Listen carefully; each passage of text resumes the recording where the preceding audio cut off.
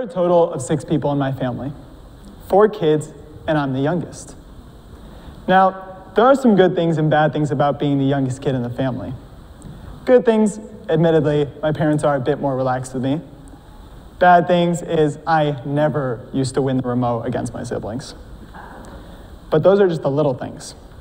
You see, the most prominent aspects about being the youngest child to me is feeling like I have to measure up to my siblings, to achieve what they have achieved.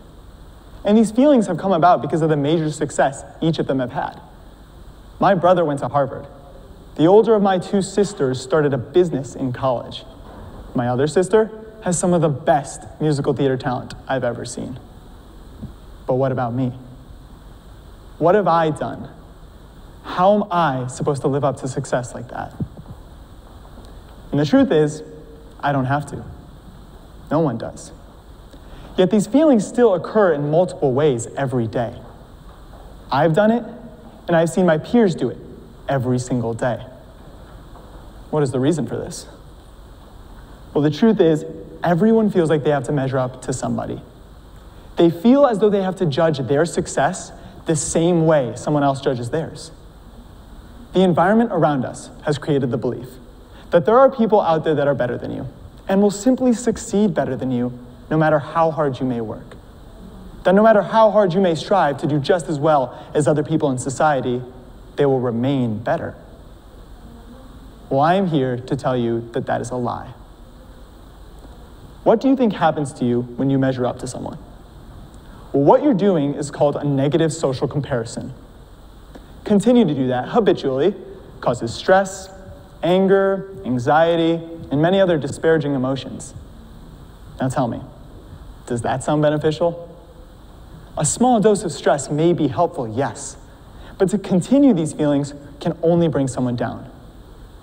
For you to believe that you have done something successful and have that compared to someone else's greater success only diminishes your achievement. Why would you do that to yourself? Now, I'm not saying you shouldn't set lofty goals or attempt difficult challenges, but you shouldn't give up on those goals or challenges just because someone else has done it too and done it differently. Don't use other people's standards for yours. Make your own high standards and live up to those. Because the truth is, when you compare yourself to other people, you are comparing yourself to someone who you're not meant to be. You're meant to be you. Now, every person has a value. That's one of the most important things someone can have. But what I mean by value isn't your worth to someone else. It is your value and your worth in yourself. Your confidence, your pride, your determination. For you to be able to view your own image and see your strengths and see what's important is your value. But then to compare that importance to someone else's only kills that merit. You become unmotivated, stop believing in yourself. You start to believe your strengths are actually your weaknesses.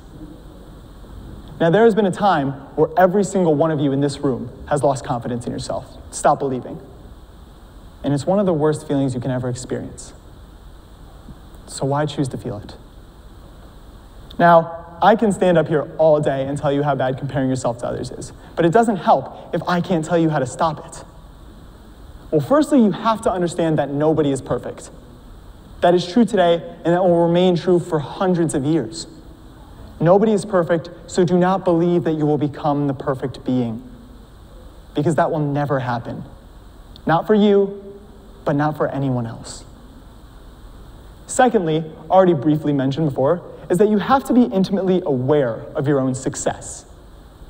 You see, everyone will always have a unique perspective on what they do. So you have to understand that when you view your success, you have to see that the way you did it and your achievement is unique and unique to you. Next, you have to be aware of your triggers.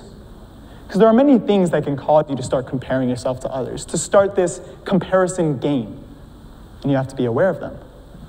If every time you open social media, you start comparing yourself to those you see, turn it off. Avoid social media. And that goes for all cases, no matter what it may be. avoid your triggers. And lastly, compete less and appreciate more. Now, competition is an unstoppable urge in everyone, and many times competition is good. But to compete between the success in your life and the success in someone else's is detrimental. You have to appreciate what you have, and appreciate the things you have done, and appreciate the voyage it took to reach your goals.